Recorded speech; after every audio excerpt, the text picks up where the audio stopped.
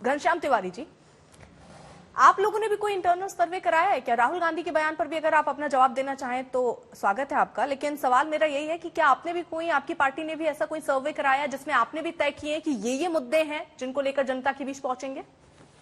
नमस्कार अर्पिता जी, आपको, को पैनलिस्ट को और दर्शकों को। लगभग 12 मिनट की बहस के बाद मुझे लगता है कि 2 मिनट मुझे बोलने का अवसर मिलेगा। 12 मिनट संबित पात्रा जी ने कहा। 3 बातें संक्षिप्त में रखूंगा। पहले मैं आपके मंच के माध्यम से, आपके दर्शकों के माध्यम से, उत्तर प्रदेश की जनता के माध्यम से इलेक्शन कमीशन ऑफ इंडिया से निवेदन करता हूं कि डॉक्टर संबित पात्रा, यूपीएससी पात्रा ने फेक न्यूज फैलाई, दंगा भड़काने के लिए एक फेक वीडियो शेयर किया और इसके लिए इलेक्शन कमीशन को इनके ऊपर संज्ञान लेना चाहिए। ऐसे लोग न अच्छे प्रवक्ता हो सकते हैं, न अच्छे इंसान हो सकते हैं, जो चुनाव के माहौल में दंगा भड़काने के लिए फेक न्यूज शेयर करते हैं। इसके बारे में अलग अलग खंडन आया है और संबित पात्रा जी में अगर थोड़ी सी भी ईमानदारी है या इंसानियत है या नैतिकता है, जो मुझे नहीं दिखाई देता, तो इस मंच पर ये माफी मांगेंगे। पहली बात।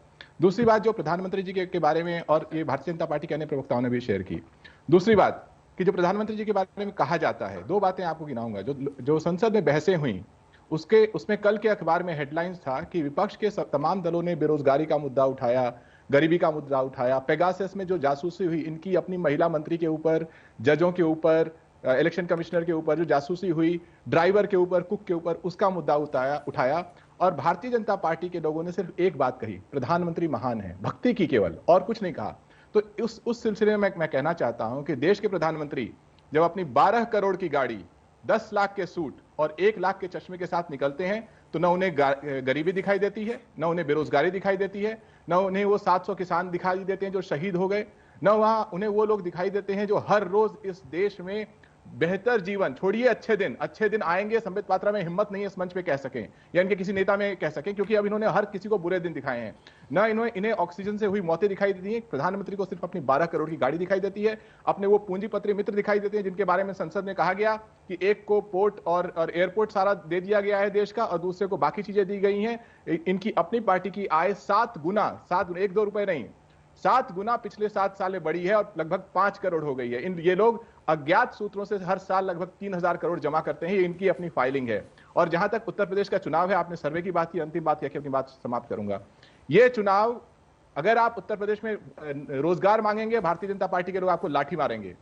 आदित्यनाथ जी ने कल अपना पर्चा फाइल किया, जानते हैं उसमें क्या लिखा है? उनके पास लैपटॉप नहीं है, पता नहीं संबित के पास है कि नहीं है, उनके पास रिवॉल्वर है, उनके पास राइफल है। ये संत हैं, महंत हैं, अपनी जाति के बोझ पर अभिमान करते हैं। कभी वो अजय सिंह बिष्ट से आदित्यनाथ बन ही नहीं पाए और ये लोग कहते रहे 5 साल की योगी हैं, सन्यासी हैं, महंत हैं। तो जो संत महंत की भाषा में और वेशभूषा में मीडिया को गाली दे, 80-20 की हेट स्पीच करे, उसे बेरोजगार दिखाई नहीं देंगे। उसे यह दिखाई नहीं देगा कि 300 रुपए का सिलेंडर देने का वादा करने वाले लोगों ने 1000 का सिलेंडर बेचा और ताली बजाते रहे। उसको यह दिखाई नहीं देगा कि जब ऑक्सीजन में मौतें हो रही थी, ऑक्सीजन की कमी से कोरोना में, तो ये लोग ताली थाली बजवा रहे थे। उसे यह दिखाई नहीं देगा कि जो किसान को रौंदा गया, उस व्यक्ति के बेटे को, और जिस व्यक्ति के ऊपर 21 साल से 302 का मुकदमा है, इनके मुख्यमंत्री के ऊपर 302 का मुकदमा रहा, उप मुख्यमंत्री के ऊपर 302 का मुकदमा रहा, न जाने कितने अभी सिटिंग मेंबर्स ऑफ पार्लियामेंट हैं और सिटिंग इनके कैबिनेट मिनिस्टर्स हैं जिनके ऊपर 302 का मुकदमा है, 302, 307। ये इनकी उपलब्धियां हैं। ये देश को नहीं कुछ दे सकते। जनता का सर्वे बताता है कि भारतीय जनता पार्टी को उखाड़ फेंकेंगे।